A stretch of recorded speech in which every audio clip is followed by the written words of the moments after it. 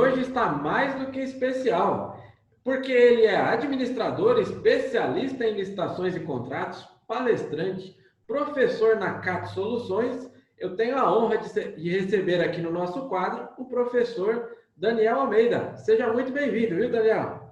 Obrigado, Ricardo. Eu agradeço muito, né, o convite aí de vocês, né, do Boletim Diário, para poder estar aqui hoje falando um pouco sobre essa área que uns amam e outros odeiam, né? Então, que é licitações, né?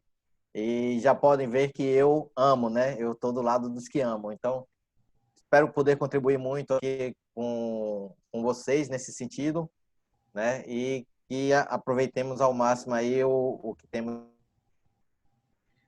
Daniel, eu não tenho dúvidas de que você faz parte aí da turma dos apaixonados pelo tema licitação pública.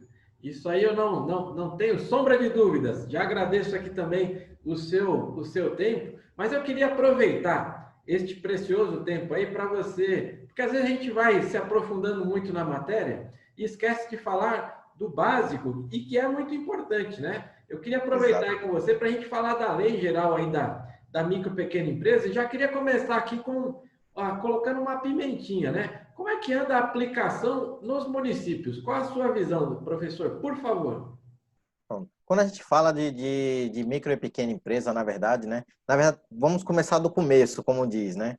Quando a gente fala de licitação, às vezes o pessoal começa a se preocupar muito com um curso para CPL, de licitações e contratos, um curso de formação de pregoeiros, e aí vê muito superficial alguns temas, como, por exemplo, o sistema de registro de preço, né? E a própria favorecimento diferenciado, aí, o tratamento diferenciado que tem as micro e pequenas empresas, né?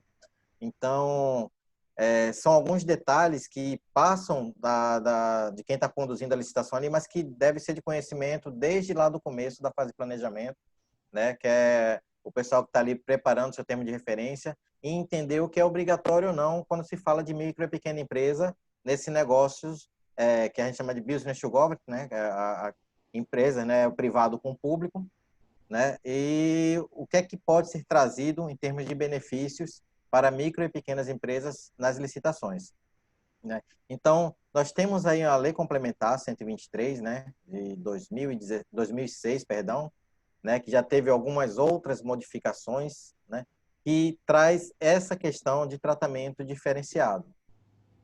Só que o que eu tenho percebido nesse sentido? Que tem tido muitos órgãos, principalmente municipais, que sequer utilizam ela corretamente. Quem dirá, né, aplicar ou ter uma regulamentação municipal? Nós temos a Lei Complementar 123, que traz o Regulamento Geral. Nós temos um decreto federal, né, que traz ali também, no âmbito federal, como é que vai se processar esse tratamento diferenciado das MEs e EPPs nas licitações. Mas quando chega a nível estadual e município, a defasagem é muito grande. O pessoal não se preocupa, não teve aquela preocupação de fazer a sua própria regulamentação. E às vezes surge uma dúvida se pode ou não utilizar o decreto federal, né? Mas a lei ela é clara, a Lei Complementar 123. Se você não tem, né, o regulamento, você tem que seguir a Lei Complementar 123. A menos que você faça a sua própria regulamentação, e essa regulamentação não precisa ser um copiar e colar do decreto federal. Você pode criar normas diferentes, né, porque a própria Lei Complementar 123 fala, enquanto você não tiver uma legislação própria, siga a Lei Complementar 123 até que você disponha de uma mais benéfica. Ou seja, ele pode regulamentar da maneira que ele achar que vai ser mais benéfico ali para o seu ente, para o seu órgão, para o seu município. Né? Perfeito. Eu vejo assim, Daniel, você citou aí, né? E eu preciso puxar esse assunto aqui também, apesar a lei é de 2006, você bem trouxe aqui, né? Mas já que estou falando como professor, eu queria linkar justamente isso, né? Creio que seja comum ainda as pessoas estarem se debruçando aí da lei, aprendendo com o treinamento, isso agora é em 2020, né? Então, eu queria até linkar aqui, como é que você qual a sua visão aí? O pessoal entende realmente da Lei Geral da Micro e Pequena Empresa, mas eu queria colocar uma pimentinha, tanto do lado do gestor, como do lado do licitante, porque eu sei que você fala com os dois públicos, né? Exatamente. Conheço bem os dois públicos, né? Então, o que é que acontece? Primeiro, quem é que pode, né? Vamos partir para o lado do licitante. Quem é que pode usufruir dos benefícios, tá? Primeiro, aquelas empresas que estão enquadradas como ME ou EPP, tá? Quem são elas? Quando essa lei complementar surgiu, tinha uma determinada margem. Em 2016, a lei complementar 155 aumentou essa margem para as empresas de pequeno porte, né? E microempresa permaneceu 360 mil faturamento anual. E entrou a questão da empresa de pequeno porte, saiu de 3.600 para 4 milhões e 800.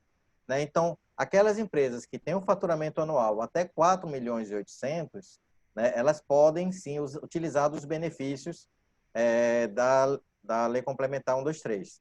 Tá? Tinha nesse meio do caminho também, Ricardo, não sei se você sabe, mas uma dúvida muito grande nos órgãos públicos a respeito dos MEIs, né, dos microempreendedores individuais, tá? Que quando surgiu o MEI, o pessoal, o que é que eu vou fazer com o MEI? Onde é que eu encaixo o MEI? Porque o MEI pode participar de licitação? Não pode participar de licitação? Sempre pôde, tá? Mas ele vivia num limbo ali, né? A gente não sabe, o MEI, o que é que eu faço? Sim, ele pode, mas como pode? E aí a 155 de 2016 também tirou o MEI do limbo, né? E disse, o MEI é uma modalidade de microempresa. Mas se a gente observasse já o próprio faturamento do MEI, que era de 60 mil anual, que foi para 81 mil depois, com essa mudança da 155, né? Já dava para entender que ele enquadraria. Porque se é até 4 milhões e 800 eu posso, por que eu não poderia? Porque eu tenho um CNPJ. Né? Eu consigo tirar todas as certidões. A única coisa que eu não vou conseguir fazer, de certa forma, é o balanço. Mas aí a gente sabe que o MEI também tem essa questão diferenciada. Ele não é obrigado a ter balanço, assim como as micro e pequenas também tem a questão da contabilidade simplificada. Né? Mas, se chegar no edital e exigir o balanço, aí a micro e pequena vai ter que apresentar o balanço. Tá? Não tem como fugir. Tá? Tem que seguir a regra do edital. Já voltando agora o foco para o lado público, o que é que acontece? É importante os órgãos saberem que tem situações que o edital tem que prever na licitação um favorecimento, né, das MEs e PPs. Por que, professor? A gente não tem que ser isonômico? Claro, a isonomia tem que ser trabalhada da seguinte maneira, tratar os iguais, diferentes, diferentes.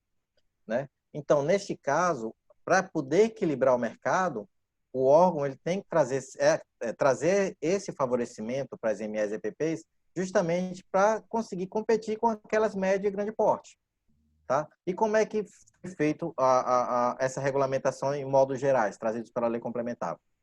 Primeiro, se a MEI tiver alguma irregularidade fiscal ou trabalhista, né, eles podem participar da licitação normalmente, e aí, lá na frente, né, na hora de finalizar a licitação, o órgão, quando fechar a licitação, ele vai poder dar um prazo de até 5 dias, tá? Prorrogáveis por mais 5, para que aquela empresa que esteja enquadrada como MEPP consiga regularizar essa documentação. Lembrando que muitos pregoeiros fazem, muitas comissões fazem da seguinte maneira: 5 dias, está ali no momento da habilitação, ele vai lá e dá 5 dias para o cara chegar lá e resolver seu problema, para depois declarar vencedor. Isso está correto? Assim, não é uma questão de estar correto ou errado. Na verdade, os 5 dias é para fins de contratação. Tá? Então, ele tem que estar apto ali, tem 5 dias para fins de contratação. Mas, já por praxe, e até as próprias empresas já trabalham dessa maneira também, né? Consideram os 5 dias da habilitação para que a licitação já saia redonda. Né? E aí não tem problema lá de repente, lá na frente, a empresa não conseguir a documentação e aí ter que perder todo um processo, ter que relançar a nova licitação, né? Então, é mais nesse sentido. E as empresas, elas, de certa forma, já concordam com isso, né? Porque quando as comissões, os pregoeiros já solicitam resolver em 5 dias, o pessoal já resolve logo, né? Fica até mais fácil. Outra situação também que os órgãos entendem aí, que as empresas também precisam entender, outra vantagem que elas têm, as micro e pequenas, é a questão daquelas cotas que podem ser reservadas, ou a questão das subcontratações também que podem ser feitas no caso das prestações de serviço, né? Então, essas empresas, elas têm essa motivação até para poder participar da licitação, porque senão para ela não é interessante. né? Saber que vai concorrer com a média grande, é dizer, o cara tem um capital de giro muito maior, eu não vou conseguir participar da licitação. É claro que com a lei complementar veio nesse sentido para poder trazer esse equilíbrio no mercado, tá? Por isso que os órgãos têm que ficar atentos, e para os órgãos também é interessante, né? E principalmente porque, para a gente não entrar no mérito das cotas agora, que eu quero falar com mais detalhe daqui a pouco, tem uma outra situação, que é a possibilidade das micro e pequenas empresas sediadas local ou regionalmente terem prioridade de contratação. E aí tem um outro problema também, né? Porque a Lei Complementar 123 fala que até 10% você dá prioridade para as locais ou regionais, né? O decreto federal, se você seguir o decreto federal, ele fala que é mais um empate ali, né? Então, é um empate ficto. A empresa que tiver ali com até 10%, ela é obrigada a cobrir o lance do primeiro. E não é a mesma coisa que a lei complementar fala. Então, no federal tem essa dúvida. Por isso que a regulamentação dos municípios ela é importante, tá? Porque o município pode seguir o viés da lei complementar 123 e contratar as micro e pequenas sediadas local ou regionalmente em até 10%, pagando até 10% mais caro, né? Ou pode seguir a linha do decreto federal e dizer, não, quem for regional ou local, perdeu ali, vai ter um novo empate ficto, agora no caso do pregão, a gente fala que é um empate ficto estendido, né? Sai de 5% para 10%, para cobrir o lance do primeiro. Se ele não cobrir, ele permanece lá atrás, né? Então não ganha, né? Então tem essa Professor questão. Daniel não poderia esperar algo diferente a não ser uma aula. Você está dando uma aula aqui para a gente, viu, Daniel?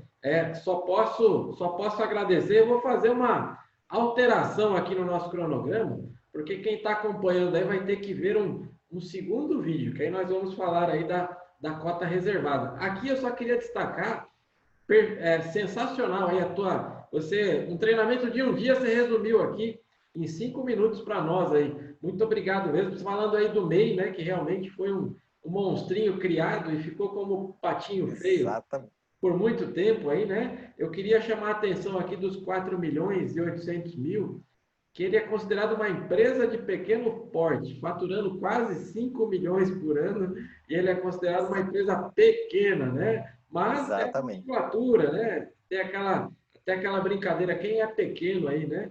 Você trouxe à tona aqui também o balanço, que gera tanto debate aí, mas se você quiser, você que está acompanhando o vídeo aqui e quer acompanhar sobre cota reservada, você vai ter que ver o segundo vídeo aí, porque agora eu vou pedir para quem está assistindo já este primeiro vídeo, Daniel, onde que eu encontro o professor Daniel? Como é que é as redes sociais aí do professor Daniel? Não, é bem fácil, tá? Assim, você pode procurar lá no Instagram, né? Arroba ADM, né, de administrador, arroba ADM Daniel Almeida, né? Aí me localiza lá facilmente, assim como arroba CAT Soluções, sem o tio e sem o cedilha, né? Então, E para colocar aqui, para que você que está acompanhando não esqueça, esses são os contatos do professor Daniel, e eu já deixo uma dica aqui. Ele responde, viu? Eu super recomendo, tem um conteúdo riquíssimo aí para que vocês possam seguir. E não deixe de acompanhar o próximo vídeo.